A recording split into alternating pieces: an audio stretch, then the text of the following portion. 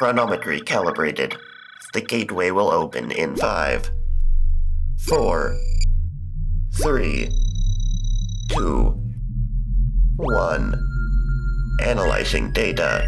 Likelihood of parallel universes now at 32%. Continuing analysis of the many worlds hypothesis. You think darkness is your ally, but you merely adopted the dark. I was born in it, molded by it. I didn't see Star Trek until I was already a man. By then, it was nothing to me but nerds. Welcome, everyone. I'm Gayfesh. Joining me, as always, is the lovely DemonMama. Hello! And Moss. Hi. And today, we will be finishing up our TNG movie watch-through with Star Trek Nemesis, the last one. That's certainly something you can say about it. It's the last one. It is the last one. It also, it's just so delightfully Tom Hardy through lines because we have like Proto-Bane and also, notably, we have a reverse Mad Max going on because, you know, in Mad Max, Tom Hardy is the blood bag, but in this movie, he needs a blood bag. So, you know, it really makes you think. I can't believe I didn't clock that that's Tom Hardy. I'm just now like, oh. it was like early on in his career. He's younger and skinnier in it. Yeah. Actually, I was like going back over his performance. I really despise this movie. And so I was having a hard time with it. But like I went back through and was like not watching the whole thing again. I watched it like 3 times, twice with commentary of horrible people. So I have a lot of thoughts about this movie. But one thing that I really noticed was that a lot of what Tom Hardy is doing, he's not trying to imitate like Patrick Stewart's voice, but he has the exact same like theatrical cadence to it. And if you go through a lot of the scenes, if you just like listen to him say the lines and imagine it's Patrick Stewart saying the lines, you can hear him saying them in pretty much the same way, except for when he leans more into the angry villainous aspects, which I think is an appropriate departure to show that he is different than Picard. Yeah. He definitely isn't doing the voice, but yeah, I think the theatricality works. Like, yeah, this movie, oh man, I have so many thoughts. Like, I don't know, should I just open with my general thoughts on this movie? Like, I don't want to, I guess like... Sure, go ahead. You probably took more notes than I did. I did not take a lot of notes, actually. But my brain is full of them in this case. And like, I think this is my least favorite Star Trek movie. I don't know, there was just nothing going on in this movie. And the thing that I think, there's a lot of things that kind of bothered me about this movie, but like, I think the thing that bothered me the most is that just nothing really connects to each other in any meaningful way. It's all just a bunch of like abandoned like plot ideas. A great example of this, of course, is Data. I don't even know what they were going for. It's like, oh, you have a brother, but then you kind of like wipe his personality. And even though the like performances were like fine across the board by pretty much everyone, they just didn't have anywhere to go. And there were points where it really felt like you could see that in the actors. Like there's this part where they're on the bridge and I think Geordi says he says something about like, there's some super contrived thing. He's like, oh, we're like in the belt or something. And then he like looks at the camera and he just has this look like, yeah, like that's what's going on right now. And I was just like, ooh, like that's bad when that like makes it through the cracks and you just see like a character that's just like, yeah, I'm not feeling this scene at all. I have to imagine, just with Geordi in particular, Stuart Baird, the director, called him Laverne the entire movie and thought his character was an alien. Stuart Baird didn't know anything about Star Trek when he came in and famously was that like so combative clear with the cast whenever they tried to bring up anything about Star Trek. He's like, I don't care about how you did it on the TV show. I'm trying to make an action movie here. And yeah, the cast don't have fond things to say about him. In particular, LeVar Burton and Marina Sirtis do not have fond things to say about that man. So we'll start there, and I have more to say, but that is just, that totally checks for me. I don't know. I had never seen this movie and also knew almost nothing about its creation going into it. And so that just really makes a lot of sense to me. It's just apparent that no one is really feeling what's going on in it. And also it is just so like the least Star Trek. There's so many like just weird decisions and things that don't make sense. Thing. What is going on? They wanted an action sequence. Literally, I was like, oh, that's an action movie. There we go. Yeah, they wanted an action sequence. Patrick Stewart wanted to drive because he's he's big into like dune buggies and stuff. So they Didn't know that. That's wrote funny. him a dune buggy sequence. Good on him for at least getting something out of the movie, like being like, well, I got to do this shit. So He was having a fun time. Yeah. yeah. All right. Well, that's all I have to say in my opening statements. I got a lot to dig into, but I'll let everyone else kind of get theirs out of the way. Moss, what are your first thoughts on this? I mean, like my overall thoughts is like, it's kind of a bad movie. It's not like bad enough to make me feel anything about it, really. I think I liked Tom Hardy's performance and the way that he was written in some ways. Like, I just thought that there were some one-liners or aspects of his character that I was like, I like this guy. Like, I like a good villain. Like when the dude's like, what is your plan? And he's like, I have a plan. I like that he's just like, there's a hierarchy here and you don't need to know what I'm doing. And then like later when Data's pretending to be B4 and he's like, okay, you can leave. And Data's like, where? And he's like, out of my sight. It's like, he's not like mean overtly, just very clear. And like, you're basically talking to a toddler Data in this moment, not knowing that it is actually Data, just like out of my sight, go away. Like, I don't know. I liked little moments like that in this movie and otherwise just found it really lackluster. Oh, I do want to say one more thing. Ladies and gentlemen and invited transgendered species. Yeah! Woke Trek. I should point out, in keeping with the theme of woke Trek, the writer of this movie, who I do not actually hold a lot of ire for, I'm saving that for the director because there's a lot of character stuff that just got left on the cutting room floor. Literally, they cut out like 45 minutes from the movie. Wow. And it's all character shit because they just wanted an action movie. But the writer, John Logan, he is no slouch. He has 3 Academy Awards for writing Gladiator, The Aviator, and Hugo. He wrote Skyfall and Spectre. He wrote Alien Covenant. And Moss, I know you're going to like this one. He wrote and directed They/Them. Okay, that was a fun movie. Yeah. So I do have some issues with some of the fan servicey ways that he wrote this movie. But again, most of the fan service got cut anyway. And I don't really hold a lot of ire for John Logan. I'm reserving that for Stuart Baird and Rick Berman in this one. I really was hoping in that scene that you mentioned, Moss, the scene with the out of my sight. I truly thought they were going to have him walk just out of like the vision, and then try and like you'd see him like sidestepping at the edge of what's his name's Shinzon. What a crazy name. Shinzon. I just keep thinking of the dragon from Dragon Ball Z. Literally, yes. But yeah, like I just thought he was going to do that, and they'd be like, oh. But then, yeah, there wasn't enough of that. Yeah. What did you think of the Raymans, the alien design on those guys? Cool. Weird faces. I vow to drink your blood. It was a little bit, yeah. It wasn't just a little bit. They were literally like, let's just make a Nosferatu alien. That was literally the design. They're like, we're going to have a species that grows up on a night planet. So let's just have them just be ugly vampires. I'm like, yeah, that works for me. I'm okay with that. I'm okay with a good monster alien design in my Star Trek. I love that shit. Was there Remans before? Not in canon. I think there had been like fanon stuff just because of how Roman inspired the Romulans are, given their name. You got the twin brothers Romulus and Remus, so you have the twin planets Romulus and Remus.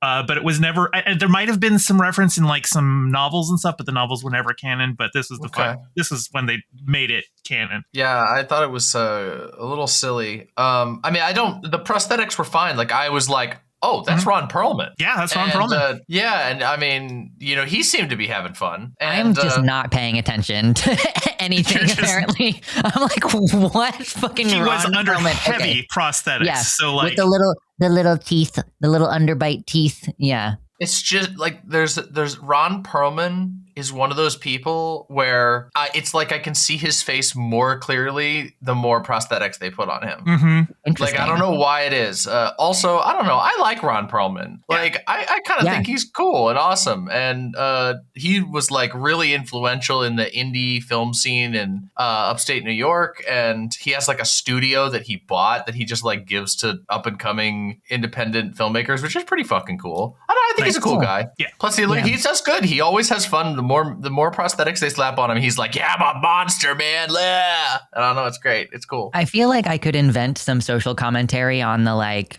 the fact that Romulans look like people and the subjugated race is like ugly. I don't know that I can go very far with it because this movie certainly doesn't go very far with it, but it is just interesting from a real world perspective of if I'm trying to find something interesting to say about the movie, that like the slave class is also like what we would consider like almost disfigured looking with just like extreme exaggerated facial expressions and like jacked up teeth and stuff. And like, did they evolve? I guess they evolved to be on the dark side of the planet. So okay. Yeah. I mean, a part of the design idea was like the reason their skin is so pale is because like they were thinking of like deep sea creatures, you know, like they do have a little fish thing going. They kind of look like what is that one with the glow Anglerfish. little thing? Anglerfish. Yeah, there you go. Yeah. So there's a bit of that too. Yeah, I would have liked to see Star Trek do more interesting things with the Remans. I like the idea of having an underclass. I don't know whether Remans are intended to be a completely separate species or if they were like a nocturnal evolutionary offshoot of Romulans. I think depending on who you ask, it could be one or the other, because they also have telepathic abilities. And since Romulans come from Vulcans who are telepaths, you know, there's that. But I really wish they had done more with Remans. I think we only see Remans like once more in like an episode of Star Trek Enterprise. And I think they didn't even actually get Reman actors for that one. I think they just reused stock footage from this movie. Yikes. Yeah. So, but you know, I wish they had done more. I think there's an interesting story that you can tell about an underclass rising up to earn their place in society, but then like overcorrecting and you know, like not all revolutions end with happy things for the world, you know, like just because somebody like, you know, we could always, you know, go back to what happened in Israel. What happens when you're like, well, you're an underclass, you were oppressed, you were slaughtered, and now you have power.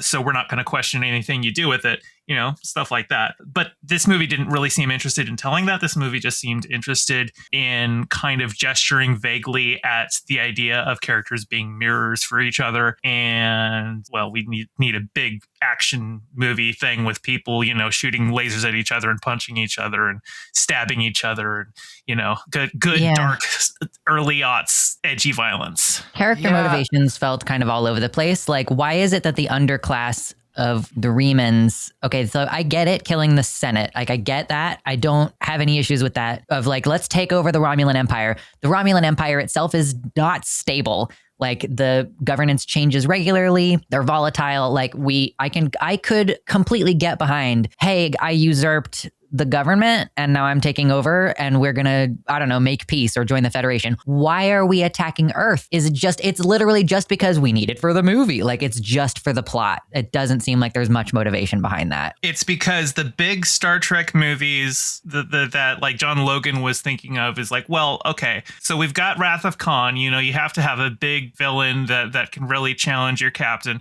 And then a bunch of the best Star Trek movies are all like Earth is threatened by something. So we got to throw that in there too, but it's like going off a checklist with a special new kind of radiation that's a mega kill, everybody no escape button. I don't know. I'm okay with them having sci-fi weapons. That's fine. That's the least of the issues. But it just feels like we just created some bullshit so that there would be higher stakes than ever. The stakes are higher than they've ever been. You know what I mean? Like that. Yeah, it just has that vibe. They're totally not even. That's the crazy thing. It's like all the other movies are like the stakes are way higher, and also you're invested in them. I don't know. There are so many decisions in this movie, like structurally, that I definitely did get the feeling that there was a lot cut out of this movie. An example of this, okay, the one that like made me just throw up my hands, just be like, what are we even doing here? Which was, I don't remember her name, the like lady Romulan. Dinatra, was that her name? Dinatra, yeah. None of that whole line it had nothing. It had nothing going on. She kills the entire Senate. She just blows up the entire Senate at the beginning of the movie. That was actually there was two female Romulans. There was the senator who, like, I think she's in one more deleted scene after that, but we don't see her. And then I thought that was her. commander. No, Denatra is part of the military. Oh. So there are two women Romulan in this movie, and yet I don't blame you for thinking they're the same person. I because really did, there's and no that time made it devoted even to worse. them. Now, I will actually say that apparently, I mean, I think, yeah. So, like, I think I was totally like, oh, that's the same person, and I was like, oh, but then there's this like weird All Romulans love look the same to thing. you. You know what? You could say that, but that's not fair to me in this movie, okay? Get me on another Romulan episode, okay?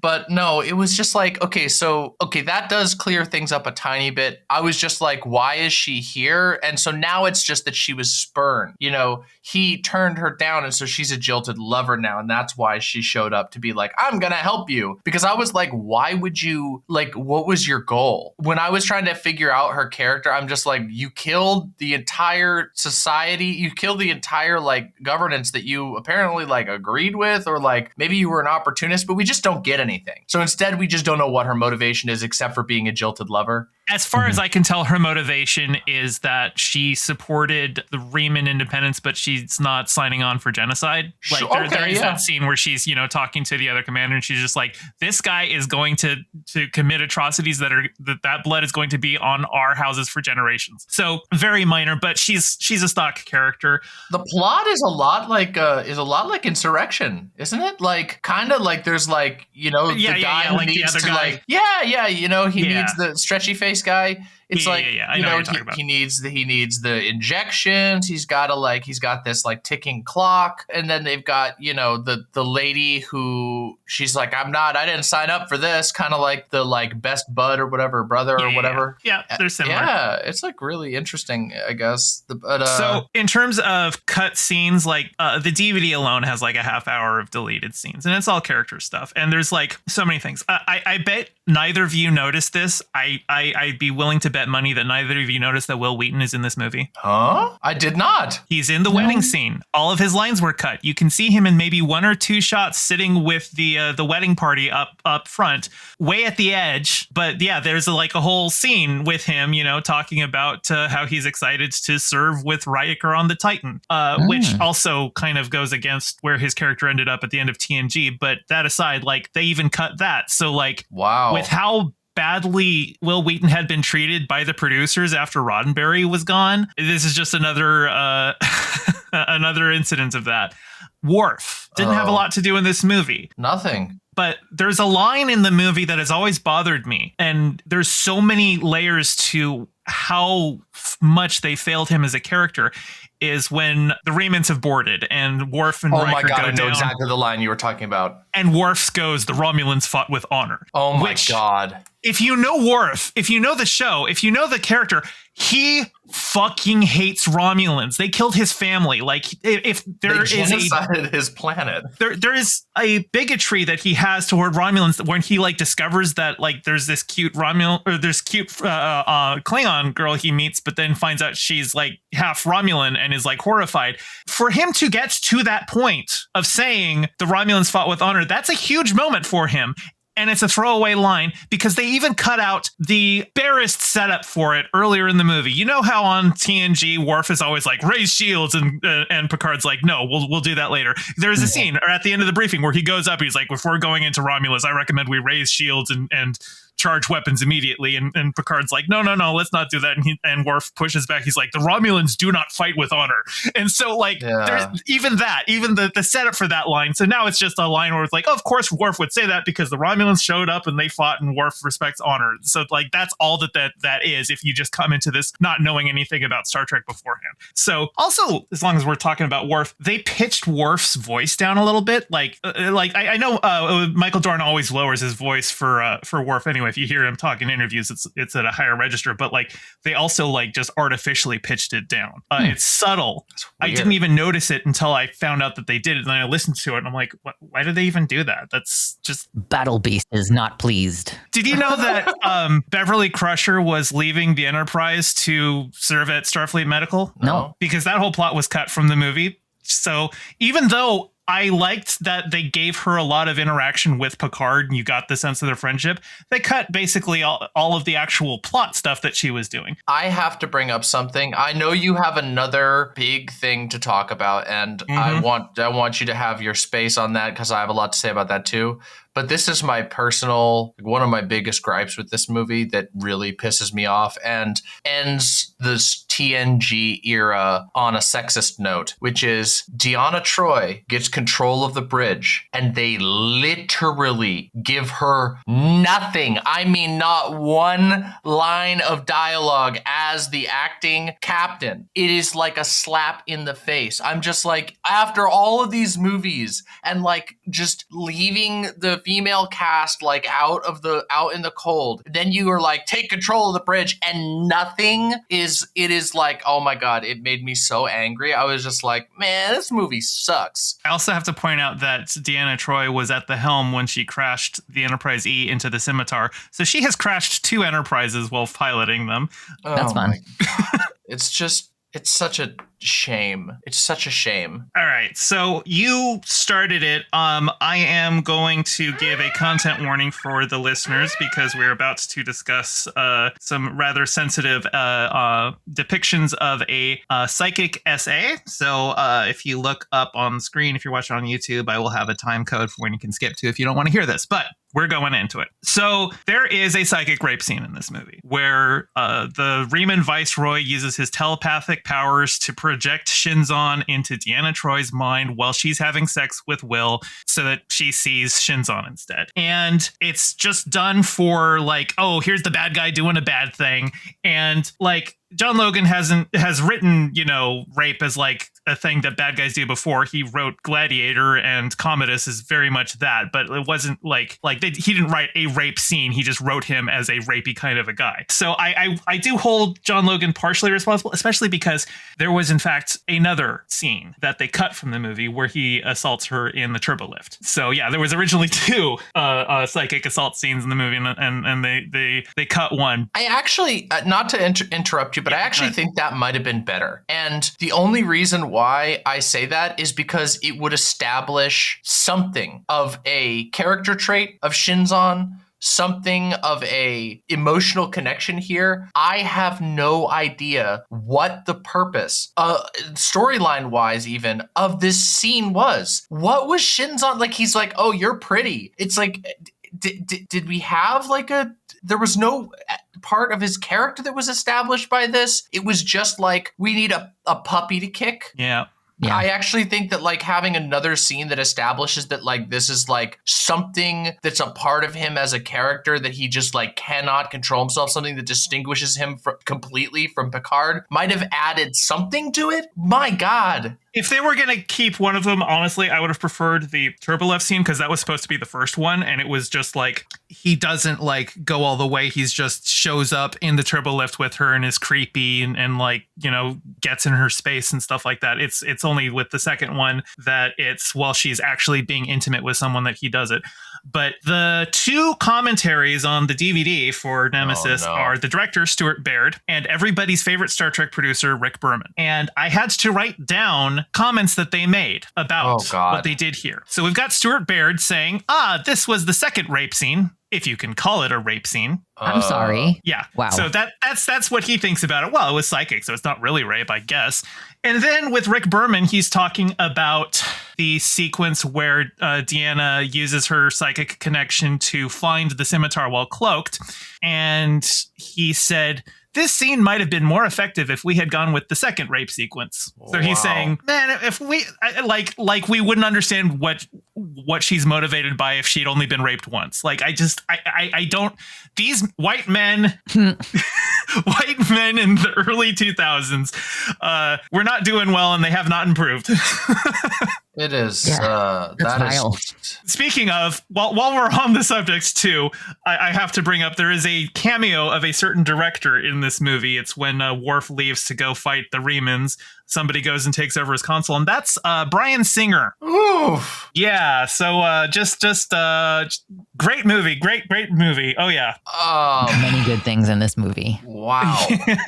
Yeah. It was a very, like, I feel like this particular scene failed on like every front. It did not have the depraved, disturbing energy of like a exploitation horror slasher movie with their like strange glorification of violence that's like a a picture into the world or whatever. It didn't have any of that. It didn't have any commentary. It didn't serve any story purpose. It was just there. And I don't know. It felt terrible. It felt terrible in the context of Star Trek. It felt terrible in the context of the movie. It didn't really have any reason to be there whatsoever. And yeah, I don't get it. Also, I don't know why, like, what were they trying to establish with the Viceroy? Was he like, oh, I'm like happy to be here too? Like, I don't know. Like he was just like, I guess this is the pickings I get from taking care of my son or whatever. He's taking care of me or whatever. Like, I don't know. We don't see any female Raymans, so I have no idea what's going on with them. Yeah. Oh, that's true. Maybe this is how he gets his kicks.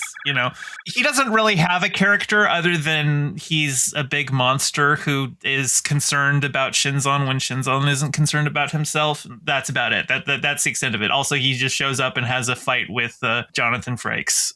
Yeah, it's true. He doesn't really have much of a character, and yet they like there were pieces of it that were set up to have him be like, oh, he like took pity on this like human kid who's like a clone and like was going to be utilized by the Romulans. And they just never expand on that at all, which is this whole movie, is them not expanding on anything that they set up or put down at any point. Like, for what? Because it's supposed to be an action movie and the action scenes are like terrible. They're like bad Star Wars scenes. Also, really weird thing. This movie has a lot of strange similarities to Star Wars The Phantom Menace. Like, they're small, but they're like, so it was like what, 2 years after Phantom Menace, 3 years after Phantom Menace. You've got a viceroy, which is weird because that's not exactly a term that comes up. You've got a viceroy that's like a kind of deep sea alien looking guy. You've got them going to a planet to like, the main characters are like going to a planet to like mitigate a political conflict that precipitates an intergalactic war. And then, and this one is kind of like, obviously, I'm not saying it's like 1-to-1, but you've got the scene where they're flying the little ship in a hangar and blasting guys, which is also a scene in there. And then their big shocking conclusion is, as far as I understand, and I might be wrong, please correct me on this, do they establish Dune rules for shields in the Star Trek universe? Because I was always under the impression that the shields like could block things. Like they could block all kinds of things. It wasn't like no one's shields were down. Well, the Enterprise's shields were down when they did the ramming thing, but why'd they pass through the shields of the Remans? The Remans ship had shields still. Shields are there when the writer remembers to use them, and they're not when they need them not to be. If you really want to dig into consistency on shields and transporters in Star Trek, you will drive yourself mad. This is not a problem exclusive to this movie. This is my magic system. This is my Dune brain kicking in, because in Dune, shields are like they pay a ton of attention. Herbert pays a ton of attention to the usage of shields, and like the characters do as well, because shields, of course, can be detonated. If a shield is hit with certain types of weaponry, it will create a nuclear explosion that will kill both the person who fires and the person using the shield. So there's like this whole thing about shields. But anyway, point is, the thing that I was saying before, they do the Gungan thing where the Gungans have the little shields up and then the drones walk through the shield. They're like, it's the same thing. They use the ship to fly through the shield instead of, it's reversed, obviously, it's the heroes doing it instead, but it's like, there's all these little bits. Also, of course, all of the hallway fight scenes are super Star Wars. And I'm not saying that there hasn't been like that type of like laser fight in a Star Trek ever. There definitely has, but the thing with the Star Trek fights is they always have like a different pacing and appearance. The phasers are always like a continuous beam. They're not pulses. They're not like the Star Wars blaster bolts. Yeah, and this is very pew pew pew pew. Yeah, this one was like, we want to make them more Star Warsy in the blaster bolt area. I think Stuart Barrett had actually requested that the phasers they were even using be redesigned to look more like guns. There was a lot of things that he requested to redesign to fit his like more like dark grungy aesthetic, and some of those redesigns I don't mind. Like one of his requests was the LCARS screens on the bridge. He wanted them all to They had a darker palette, so everything's a lot more blue rather than multicolored, which that's fine. I don't care about that. Sure, I think that looks nice. And I Stuart Baird is like, he's not incompetent. He's just not a director. He's actually very well known for being like a fixer in the edit bay. And he has quite a resume going back to the 70s. He was a longtime collaborator of Richard Donner. He did The Omen and the first 2 Superman movies. He does competent action. I just don't think he cares about character at all. Like, he was editing this movie as though is like, look, I'm just making a shut up and eat your popcorn action movie. You know, that's why I want to skip all the, like the wedding scene that was supposed to go on way longer. Riker was supposed to join the band and pick up a trombone and stuff. He's like, I don't care about that because I've never watched the TV show. So why do I care about these characters? That's so silly because that scene was the closest it got to TNG. Yeah. Like, oh my God. Stuart Baird and John Logan have worked together on another movie that was actually a really good movie. Stuart Baird edited Skyfall. So there you go. Not as a director, but yeah. Not as a director, as an editor. No, he only directed 3 movies. Executive Decision, which nobody's even heard of. U.S. Marshals, which was the sequel to The Fugitive, and Star Trek Nemesis. And after Nemesis, well, he didn't direct anything else. Well, yeah, that kind of makes sense. Oh, okay. So on redesigns, I wanted to talk a little bit about the costumes in this movie. I did not like the Romulan costume redesign. Were the Romulans even redesigned? They all have the square patches, just like that's like been a constant. No, I meant their shoulder pads were like gone. They got rid of the big square shoulder pads. Gotcha. And I was like, that is like, it is incredibly silly, but it comes off as a very insecure decision to get rid of like that outfit. And also it works. Like, yes, it is a little silly looking in the TV show when you have these box looking guys, like they're walking around like the Yay video, you know, the scoopity scoop, you know, but like, but it works for them, and they're iconic, and it's alien, and you're like, okay, cool, like this is their thing, and then they kind of flattened it out, and it's like, okay, well now it's just like a funny looking, like a funny colored suit, and it feels insecure. It feels like they're like, oh well, you know, other people who aren't Star Trek fans are going to be watching this action movie, and it's like, well then, you know, let them dabble in the funniness of the Star Trek aliens, you know. It gives them character. And so I didn't like that. That said, I did really, really like Shinzon's iridescent dragonfly outfit. Oh, yeah. The Riemann outfits look They're awesome. really cool. All the Riemann outfits look good. The prosthetics look great, even though they are just Nosferatu, which, you know, that's a decision on a different level. The actual design of them was great. They looked cool and whatever. They had a good attention to detail with the nails of all of the Riemanns that are shown. They have these like really like coffin cut nails. I will say there's a kind of a design mismatch when you see the one time of a Riemann trying to work his own controls with the big buttons and he has to like move his claw out of the way to even get this. Like, we were laughing maybe you should have taken that into account, the claws, when you were designing the controls. Maybe they have something more like joysticky that they grip. Joysticky, or maybe like, I don't know, little like thin, like horizontal things that you could tap with your nail or claw.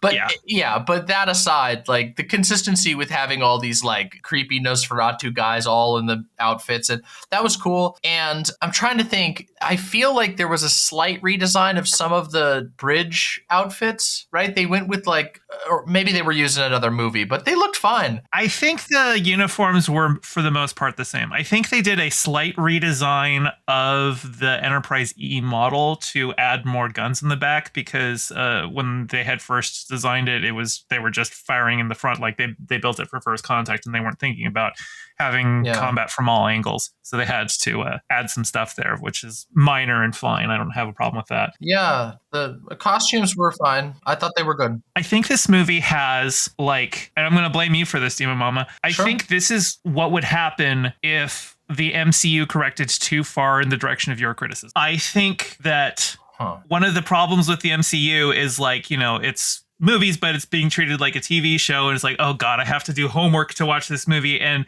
Stuart Baird was like, well, I don't want to do that at all. And so I'm going to throw it all out. And I'm just going to make an action movie that just so happens to be set in the franchise. And like, if Paramount and Stuart Baird wanted to make a space action movie that hit all the same beats and had all the same themes and all the same character moments as this one, but it wasn't a Star Trek movie, they'd have my blessing, aside from the rape shit. But and like, especially for a film that very much felt like this was the end of the TNG movies, to treat it that way, to treat the fans that way, I don't think it was appropriate. And I think Baird was the wrong choice. This was not like a send-off for any of our characters. Yeah, I could have had Jonathan Frakes. Like, they wanted Frakes for a third picture, but he was busy directing Clock Stoppers, a Nickelodeon movie. So, you know, that was the right choice for him, I'm sure. That's so funny that that's the case. I didn't know that, and we recently brought up Clock Stoppers as a joke recently. I remember that. Did you know that Frakes directed that? I did not know that. That is wild. I don't remember almost anything about that movie, except I think there was a toy campaign or something at Burger King or something like that at one point. Like so, okay, I hear what you're saying. The thing, though, that I always say is that, yes, I do criticize the having to do homework, and I think that's fair that, like, a movie like this, it might be disappointing to a lot of people if that's the case. What I'm usually trying to say in general, though, is that a movie should be good. I don't think this movie would have worked as a standalone sci-fi movie either, because it doesn't have any story through lines. It doesn't have any stakes. Like, it wouldn't be entertaining even if it was its own standalone thing, because there's just no characters are built with any. In fact, it might have even been even worse, because at least in this one you have Picard and his presence and his history. And yeah, I don't know. I hear what you're saying, though, and I think that maybe, and this could be just a bias in my, you know, that I'm willing to do the homework on Star Trek more because I like Star Trek and I find it like entertaining. Whereas I think there's just, and also I know there's a lot of Star Trek, but it pales in comparison to how much comic stuff there is. Like with Marvel, it's like the universe has been rebooted so many times, and Star Trek will probably get like that someday. Well, I mean, they already did one reboot. That's kind of what they did, yeah. So, but it's like how many eras? Like the Marvel universe has had like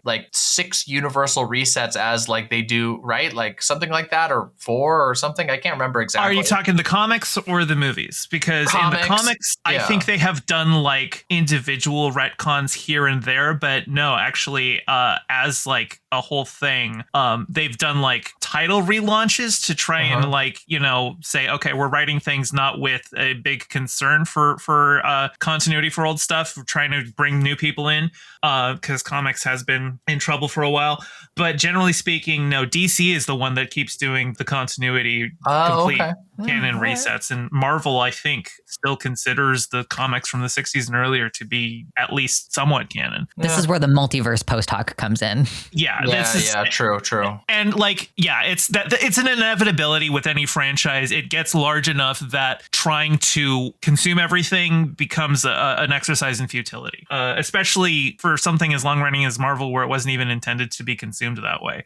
Like, you know, they would, back in the Silver Age of comics, they would just reuse storylines all the time because they didn't expect people were like collecting them, and they were just like, we'll just recycle this one. We haven't run this story in a couple years, so why not? Nobody will notice. You know, they weren't written with any kind of intent for them to have a cohesive whole. They were just trying to sell stories to little boys, you know. But like, I think Stuart Baird made all the wrong decisions in his like going, oh well, I don't care about Star Trek, so I'm just going to do things my way, because like you could still make a Star Trek movie accessible to general audiences by not cutting the character moments that get people to understand the motivations of the characters and feel things for them.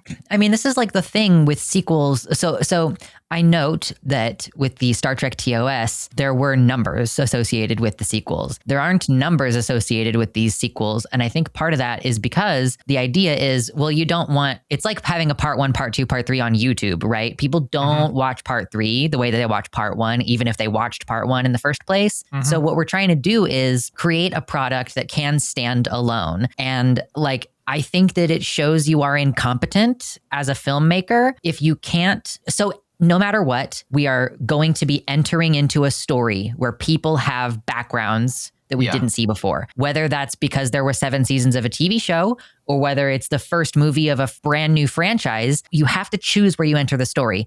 and there's going to be, okay, let's explore like, okay, these characters have a history together or whatever. And I just think it shows a level of like a lack of care and a lack of competence to go, yeah, I'm not going to bother with establishing any of these characters or their relationships just because I don't feel like you literally didn't even need to do a bunch of homework. You could have been like, somebody give me the Cliff's notes of like who's friends with who, there was like, Geordi sees Data off, but is that because they're friends or is it because he's the engineer guy? Like, it doesn't feel like it has anything about their friendship. Yeah. When Data dies, it's Deanna who cries. Geordi just gets to stare. Legitimately. Yeah. Just lazy. It's just lazy. And there's a direct comparison here because like Stuart Baird was brought in because they were seeing diminishing returns on the Star Trek films. They wanted to bring in a fixer. But Star Trek had been in that position before where even though the motion picture was financially successful, its cost overruns were just like, okay, we can't let Gene Roddenberry run a movie. This isn't his wheelhouse. So they brought in a new producer, Harve Bennett, and they brought in a writer, Nicholas Meyer, who was not familiar with Star Trek before he took it on. So these were people who were outside of Star Trek who didn't like come to it knowing like having any kind of built-in reverence for the source material. They're like, look, we've got a franchise, let's retool it and make it work. And they did. And even though they did the same, they went at it with the same perspective as Stuart Baird. It's like, let's make it more actiony, make it more, broad appeal. But they didn't do that by sacrificing character to the altar of action. Wrath of Khan is a very character-driven movie. Yeah, and it's also the villain is so interesting, just on his own. Yeah, and there are a lot of similarities between like the general approach to this movie and Khan. It's just that Wrath of Khan is just it is so much more competent. You get the stakes, you understand very quickly without any necessary prior knowledge what's going on between Kirk and Khan. Even down to the self-sacrifice at the end. I didn't clock that until you just said so, but like with Spock and Data both. Wow. Lazy. Yeah, it's bad. Don't worry though, it can get lower. We still haven't reviewed Into Darkness.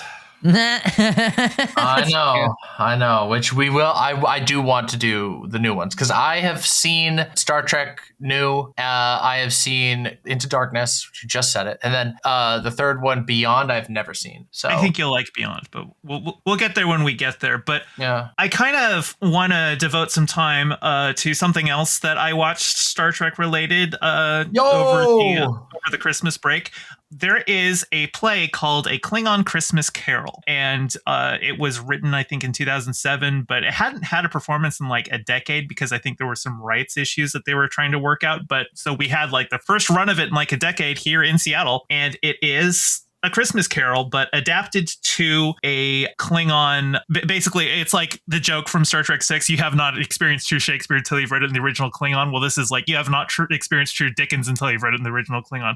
The play is in Klingon. It is a Klingon language play. They have like a screen above with like super titles so that you know what all the characters are saying. But it's just they adapted the story. They made it, like obviously they don't have Christmas in Klingon culture, so they had like some other. I don't even remember the name of it, but and it's about how Scrooge is like this miserly Ferengi of a Klingon who does not go out and fight for honor and stuff like that. And all of the characters have like Klingon sounding versions of their names. So Scrooge is Skuja. Tiny Tim is Tim Hom, which I think means Tiny Tim.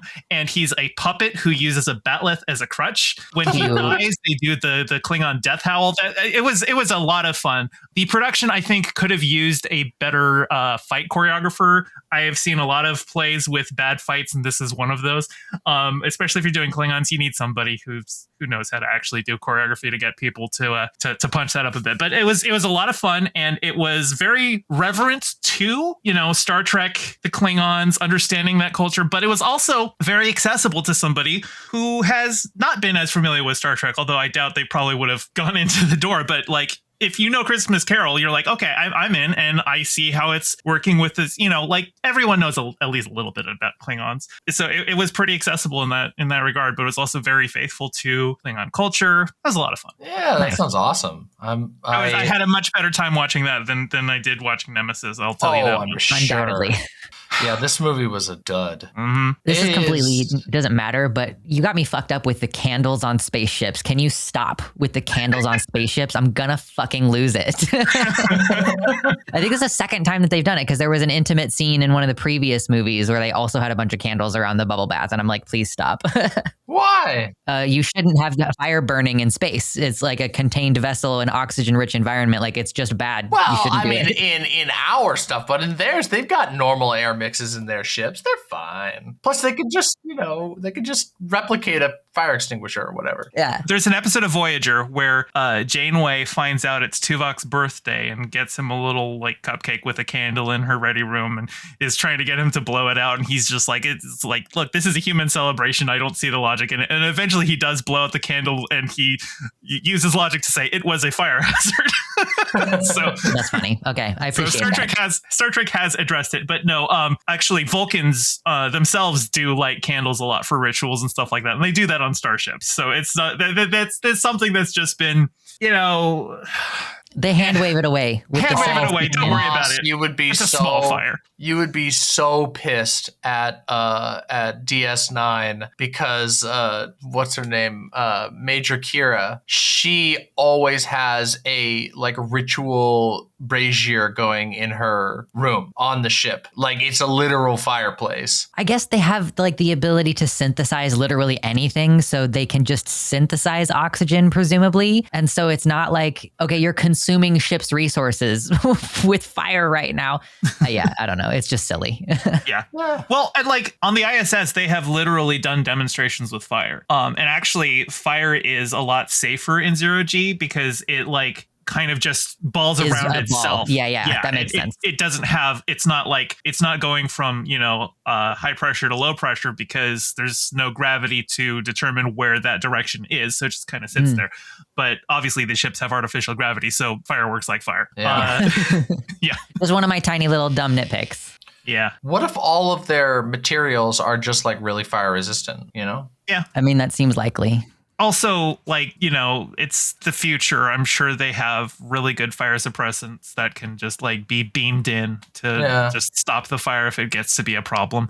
Just suck all the oxygen out of the room. Unless they have a space battle. In that case, you just have to have the fire going because you got to have the ambiance of, oh no, the ship's taking damage. That's got to drop the rocks from the ceiling and have fires everywhere. I don't know why I just thought of this, and I'm sorry, this is a huge track change, but something that just occurred to me that was that made it really apparent that they didn't give a single shit about the previous history of these characters or any of the world building stuff was the weird psychic attack stuff at the end that they did with Troy, because I was like, she can't do psychic attacks. Like the whole thing is she's a counselor, she can sense their emotions, but she's a betazoid. She's half betazoid. Betazoids have telepathic abilities. Hers are lessened because she's half human, but I think people that she's had a strong psychic link with, she can speak telepathically. Like she can speak telepathically with Riker, who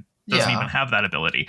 And so for the Riemann, who was able to connect with her, I'm sure she's able to be like, okay, well, that guy's got a strong psychic connection. I have one. I don't have a problem with her using that back on him. I think that's fine. Well, all right. I just thought it was this is a really weird interpretation of her abilities. And I don't know. Seems like maybe they should do that more often when they're fighting enemies. Just be like, I'm going to psychically they yell do in your not ear. Utilize Deanna's empathic abilities to their full extent in most Star Trek media. That is And true. Yeah. That is true. There's some good episodes and whatnot, but yeah, we barely talked about Data, but there's not much to say about it. It was such a weird. Where did they get him? They were like, oh yeah, we planted the seeds. I knew you would not be able to avoid the positronic. Where did you get him? Don't worry about Who it. were the guys on this planet? What? Yada yada. Oh yeah, no, Yada, the yada. guys on the planet. It's by the way, if you checked supplemental materials, they were a pre-warp society on that planet. So they just went in, drove around, and shot up a bunch of people, alien first contact, with absolutely no concern for the Prime Directive, because Stuart Baird wanted there to be an action scene right after they had the wedding, so that things could be punchy. Don't worry about it. Don't worry about who these people are and how an alien ship coming in and shooting at them would affect their culture. Whatever. We Why needed they an action. remembered before and strewn his parts all over I don't know. It's so stupid. It doesn't, again, just no through line. Shut up and eat your popcorn. Yeah, legit. Yeah. What a terrible send off for TNG. Just so sad. I recommend we tease what we're doing next if we're out of commentary for this terrible movie. Yeah, that's a great idea. Yeah. So obviously we will eventually get to the J.J. Abrams movies, but before that, late last year, Rob Reiner tragically died, and I looked up his body of work, and I'd only seen a couple of them, and I hadn't realized how many amazing movies, like I'm saying amazing just in terms of everyone talks about them. I have only seen a couple of them, and so I felt like it would be a good opportunity to do a Rob Reiner season. So we're going to do a bunch of those next. I'm so excited for that because I have also not seen a whole lot of his library, but the ones that I have seen, I love. Princess Bride. Bride, one of my all-timers. Literally one of the best movies of all time. Yeah. Just legendary. So, yeah. And yeah, lots of ones that I understand to be well lauded. Like I've heard about Spinal Tap a lot. Never seen it. So I'm really, really excited. That's fun, then. Yeah. And Misery. Mm-hmm. Well, we've had plenty of that here, I'll say. We've had plenty of Misery today. Yeah, but I look forward to that. Until then, I've been Gayfish. I'm Moss. And I'm DemonMama. And we'll catch you next time. Bye. Bye.